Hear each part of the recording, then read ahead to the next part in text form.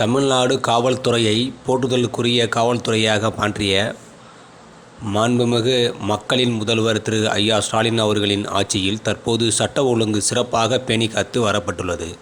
ஆனால் கடந்த எடப்பாடி அதிமுக ஆட்சியில் கட்ட பஞ்சாயத்தின் தலைவனாக பணியாற்றி பழைய கல்லா கட்டிய ஆய்வாளர்தான் இளவரசு.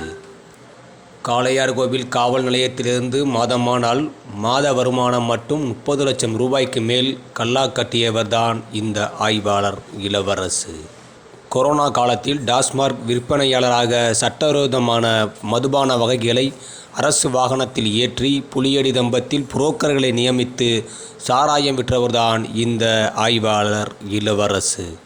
சொர்ணகாளீஸ்வரர் மிகப்பெரிய தெய்வம் இருக்குது என்பதை மறந்துதான் தான் தோன்றித்தனமாக மாமூல் மட்டும் தான் வாழ்க்கை என்ற குறிக்கோளோடு தனக்கென புரோக்கர்களை வைத்துக்கொண்டு மக்களை வாட்டி வதைத்தவர்தான் இந்த இளவரசு ஆய்வாளர். காவல்துறையில் நேசமிகு நெஞ்சமுண்டு என்று பணியாற்றும் காவல் ஆய்வாளர் மத்தியில் கையூட்டு மட்டும் குறிக்கோளாக கொண்டு காவல்துறை அதிகாரத்தை துஷ்பிரயோகம் செய்தவர்தான் இந்த இளவரசு. இவர் மீது பல்வேறு குற்றச்சாட்டுகள் இருந்தாலும் தேனி மாவட்டம் பெரியகுளம் காவல் நிலையத்தில் வாக்கப் டெத் என்ற வழக்கு விசாரணையிலும் மற்ற கையூட்டு விசாரணையிலும் அப்போதைய ராமநாதபுரம் சரக டிஐஜி மற்றும் ஐஜி இவர்களின் நேரடி விசாரணையில் போலீஸ் பதவியிலிருந்து நீக்கப்பட்டவர்தான் இந்த இளவரசு. தமிழக காவல்துறையில் காவல் ஆய்வாளர் என்று மிகப்பெரிய அதிகாரம் வரையறுக்கப்பட்டுள்ளது. அந்த அதிகாரத்தை கையூட்டுக்காகவும் பல குடும்பங்களை பல குடும்ப இளைஞர்களை சீர்குலைத்த சின்னாபின்னமாக்கிய கல்நெஞ்சக்காரர்தான் இந்த இளவரசு. இவர் பணியாற்றிய காலத்தில் ஒரு நாளைக்கு ஒரு டாஸ்மாக் கடையில் மற்றும் 2500 ரூபாய் மாமூல் கட்ட வேண்டும். மேலும் இவர் கேட்கும் சரக்கு பாட்டில்களை தாரை வார்க்க வேண்டும். அப்போதைய ஆளுங்கட்சி வக்கீல்களையும் பிற புரோக்கர்களையும் கையில் வைத்துக்கொண்டு இவர் ஆடிய தாண்டவம் மக்களுக்கு எதிரான உத்தர தாண்டவமாக உள்ளது. அப்போதைய சிவகங்கை மாவட்டத்தில் பணியாற்றிய மாவட்ட எஸ்பி ரோஹித்நாதன் IPS அவர்களை சுற்றி தனிப்பிரிவு ஆய்வாளர் SI போன்ற போர்வையில் ஒரு குழு அவரை தவறான பாதைக்கு அழைத்துச் சென்று காரைக்குடி அன்னலட்சுமி ஹோட்டலில் அவர் நடத்திய கூத்துக்களும் எண்ணற்றவை. அடித்தட்டு மக்களின் உணர்வுகளை அப்போதைய SP ரோஹித்நாதன் இளம் IPS அதிகாரி அவர் இளமையை தவறான பாதைக்கு அழைத்துச் சென்ற சில கருப்பு ஆடுகள் அவரை தன் சொன்னதை சொல்லும் கிளிப்பிள்ளையாக்கி அதிகாரிகள் பயன்படுத்தி வந்தார்கள் என்பது குறிப்பிடத்தக்கது. வேகமான இளம் வயது அதிகாரியான ரோஹித்நாதன் IPS அவர்களை தவறான பாதைக்கு அழைத்துச் சென்று அவர்களை தன் சொல்வதை கேட்கும் தலையாட்டி பொம்மையாக்க வைத்துக்கொண்டு தாங்கள் சொல்வதை தான் கேட்க வேண்டும் என்று மனதில் மன்மத போதையில் வழி நடத்தியதாக சொல்லப்படுகிறது. அப்போதைய நேர்மையான கலெக்டர் ஜெகநாதன் அவர்களுக்கு இது சம்பந்தமாக எங்களது நாளைய தீர்ப்பு சார்பாக ஆதாரபூர்வமான தகவல்களை அனுப்பினோம். அதையெல்லாம் நேர்மையான கலெக்டர் அவர்கள் புரிந்து கொண்டு சில விஷயங்களை சூசகமாக நம்மிடம் சொல்லி நமக்கு ஆதரவாக அப்போதைய மாவட்ட நீதிபதிக்கு ஒரு கடிதத்தை அனுப்பினார். இருந்த போதிலும் நாங்கள் விரும்பிய நேசித்த காக்கிச்சட்டை மீது புறந்தல் விஷயமாக காவல் ஆய்வாளர் என்ற போர்வையில் தான் தோன்றித்தனமாக பணத்தை மட்டும் நினைவில் கொண்டு செயல்பட்ட காவல் ஆய்வாளர் அவர்கள் மீது எங்களுக்கு கிடைத்த ஆதாரத்தோடு அப்போதைய DGP DIG போன்ற உயர் அதிகாரிகளுக்கு ஆதாரத்தோடு எங்களது நாளைய தீர்ப்பு சார்பாக புகார் மனு அளிக்கப்பட்டது. அப்போதைய காலகட்டத்தில் சிவகங்கை மாவட்ட SP அலுவலகம் சாதி பிம்பங்களால் பிரிக்கப்பட்டு கயவர்களின் சூழ்ச்சியால் 2 சமுதாயத்திற்கும் எதிரான அலுவலகமாக செயல்பட்டது.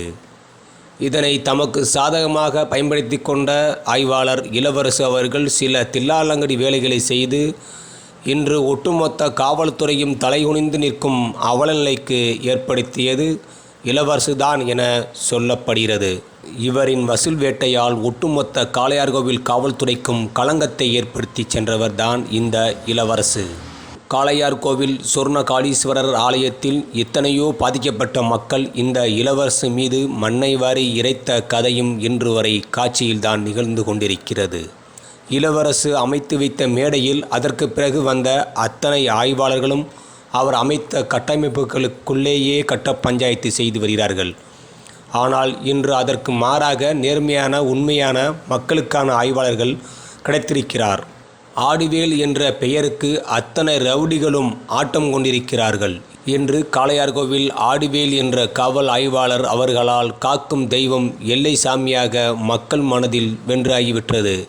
இருந்தபோதிலும் காவல்துறையின் கருப்பு ஆடுகளாய் இருந்து கொண்டு தனக்கு பிடிக்காத சில நபர்களை குற்றப்பதிவு சரித்திர பதிவேட்டில் வேண்டுமென்றே சேர்த்து பழிவாங்க துடித்தவர் இந்த ஆய்வாளர் இளவரசு. இந்த இளவரசின் ஒட்டுமொத்த சொத்து மதிப்பு எவ்வளவு? இவர் காவல் ஆய்வாளராக பணியாற்றிய காலத்தில் இருந்து இவருடைய சர்வீஸ் புக்கிங், இவர் வாங்கிய சொத்துக்களும் சொத்துக்களை வாங்கிய சொத்து மதிப்புகளும் பதிவாகி உள்ளதா என்பதை தமிழ்நாடு உள்துறை செயலகம் கண்காணிக்க வேண்டும் என சமூக ஆர்வலர்களும் பொதுமக்களும் கோரிக்கை வைத்து வருகின்றனர். காவல்துறை ஆய்வாளர் அவர்களின் அதிகாரத்தை தவறாக பயன்படுத்தி எத்தனையோ குடும்பங்களை சீரழித்திருக்கிறார் என்றால் இதற்கு உதாரணமாக ஆய்வாளர் இளவரசு அவர்கள்தான். இவர் காரைக்குடி குற்றப்பிரிவு ஆய்வாளராக பணியாற்றி தற்போது திண்டுக்கல் மாவட்ட வடமதுரை ஆய்வாளராக பணிமாறுதல் செய்யப்பட்டிருக்கிறார். எத்தனையோ புகார்கள் வந்தாலும் எத்தனையோ ஆதாரத்தோடு உயர் அதிகாரிகளும் புகார் கொடுத்தாலும் கேடுகட்ட ஒருவரை மீண்டும் சட்ட ஒழுங்கு ஆய்வாளராக அரசு நியமித்திருப்பது மக்களை வேதனைக்கு உள்ளாக்கியுள்ளது. அதிமுக ஆட்சி காலத்தில் அதிமுக பிரமுகரின் சொல் பேச்சை கேட்கும் கட்ட பஞ்சாயத்து நாயகனாக வசூல் ராஜாவாக வலம் வந்தவர்தான் இந்த ஆய்வாளர். மேலும் இவர் காளையார்கோவில் ஆய்வாளராக பணியாற்றிய காலகட்டத்தில் இவர் குற்ற சரித்திர பதிவேட்டில் சேர்ந்த நபர்கள் எல்லாம் கண்காணித்து உண்மையாகவே ரவுடிகளை மட்டும்தான் பட்டியலில் சேர்த்தாரா, இல்லை சமூக ஆர்வலர்கள் பத்திரிகையாளர்கள் மீது காழ்ப்புணர்ச்சி கொண்டு வேண்டுமென்றே பழிவாங்கும் நோக்கத்தோடு குற்ற சரித்திர பதிவேட்டில் சேர்த்தாரா என்பதை உயர் அதிகாரிகள் ஆய்வு கொண்டு உண்மையான ரவுடிகளை மட்டும் கணக்கீடு செய்து மற்ற சமூக ஆர்வலர்கள் ரவுடி பட்டியலிலிருந்து உடனடியாக நீக்க வலியுறுத்த வேண்டும். வடமதுரை காவல் நிலையத்திற்கு உட்பட்ட மக்களே சற்று உஷாராக இருக்க வேண்டும். ஏனென்றால் காவல்துறையிலிருந்து கல்லா கட்டுவதற்காக மனச்சாட்சியை ஓரமாக வைத்துவிட்டு ஒருவர் வந்திருக்கிறார். அதனால் மக்களே உஷாராக இருங்கள். அதிமுக ஆட்சி காலத்தில் அநீதி இழைத்த ஆய்வாளருக்கு திமுக ஆட்சியில் சட்ட ஒழுங்கு ஆய்வாளரா என பல்வேறு கேள்விகளை எழுப்பியிருக்கிறார். நாளைய தீர்ப்பு மற்றும் அதிரடி செய்திகள். ஆசிரியர் சிறியூர் செல்லப்பாண்டி.